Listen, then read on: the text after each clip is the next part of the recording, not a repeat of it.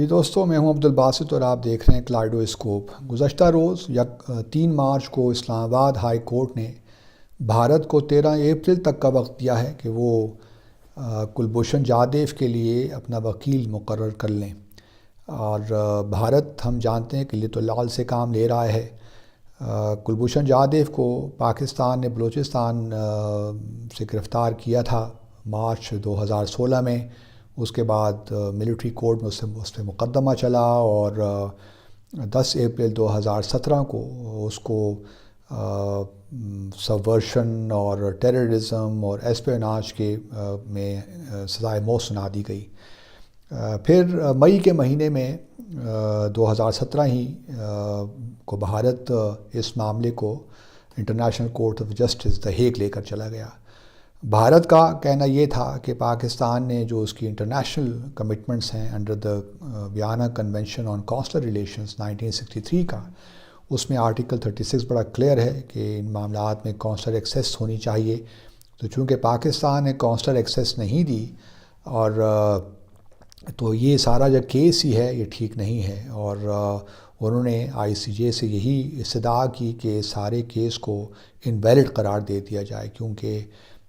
کانسولر access نہ ملنے سے اس میں بہت سے لوپ ہولز رہ گئے ہیں۔ اور یہ پاکستان نے ساتھ میں انہوں نے یہ بھی کہا کہ پاکستان نے کلبھوشن جادیو کو بلوچستان سے نہیں بلکہ ایران سے گرفتار کیا، اور وہ پھر یہ ہے کہ وہ تو بہت عرصہ پہلے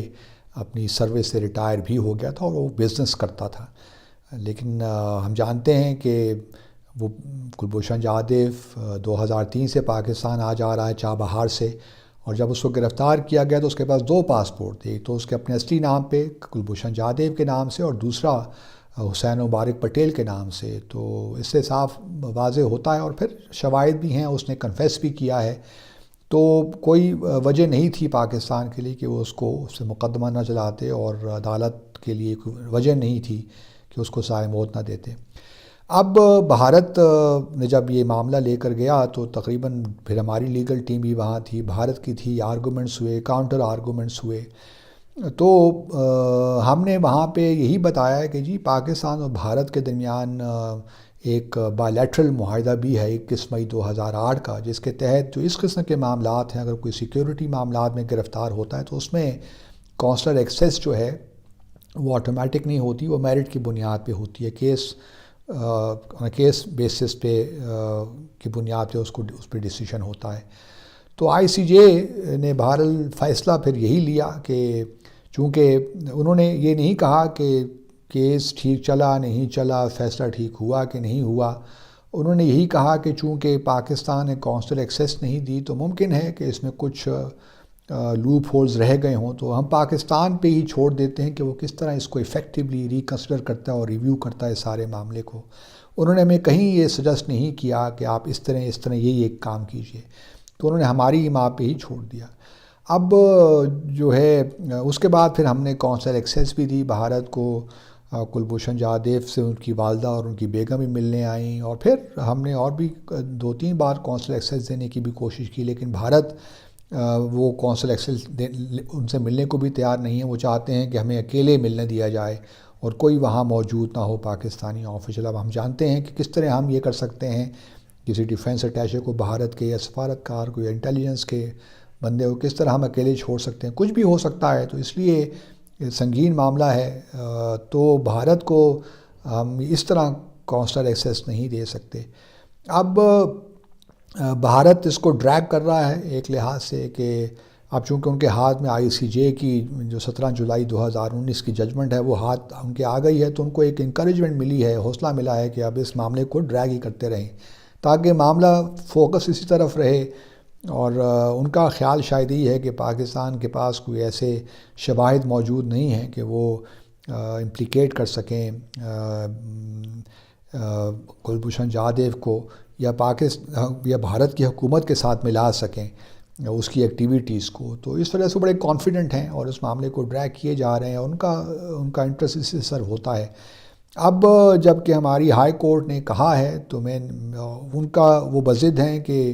ان کا ایک پوائنٹ یہ بھی، دو پوائنٹس ہیں کہ ایک تو یہ ہے کہ ان کو بھارتی باشندہ، بھارتی وکیل اپوائنٹ کرنے دیا جائے۔ اب پاکستان کے بھی قانون میں اور بھارت کے قانون میں یہ ممکن نہیں ہے۔ وہاں بھی اگر کوئی فارنر گرفتار ہوتا ہے بھارت میں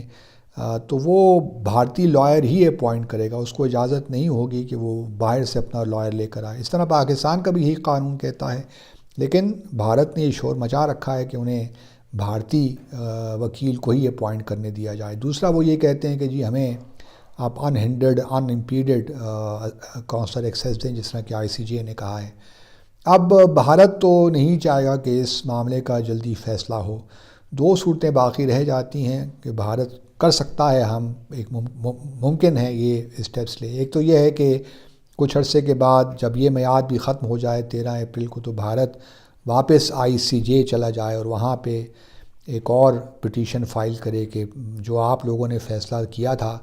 کہ ایفیکٹو ریویو ہو، ریکنسیڈر ہو اور پاکستان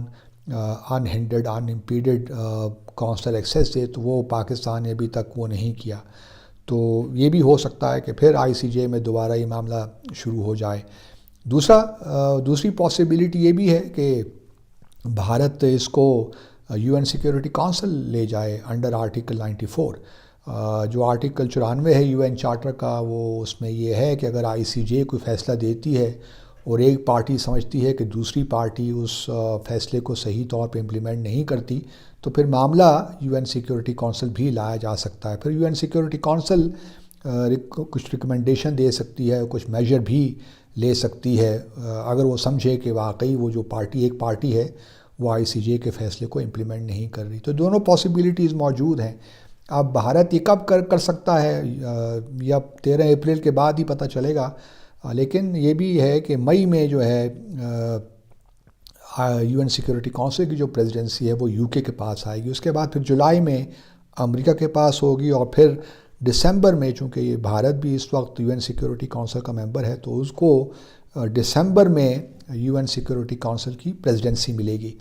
تو اب یہ 3 ماہ ایسے ہیں جس میں بھارت کوشش کر سکتا ہے، اگر وہ فیصلہ کر لیں کہ وہ دوبارہ ICJ نہیں جاتے بلکہ UN سیکیورٹی کونسل جائیں گے۔ اب کچھ لوگوں کا خیال ہے کہ شاید UN سیکیورٹی کونسل بھارت نہ جائے، کیونکہ وہاں UN سیکیورٹی کونسل اگر چلا گیا تو پھر کشمیر کی بھی بات ہوگی اور بہت سی چیزیں ہیں، اور پھر UN سیکیورٹی کونسل کی ریزولوشنز بھی ہیں، تو شاید یہ پاسبل بھارت یہ فیصلہ نہ کرے اور واپس ICJ ہی جائے۔ اب دیکھتے ہیں، لیکن ہمیں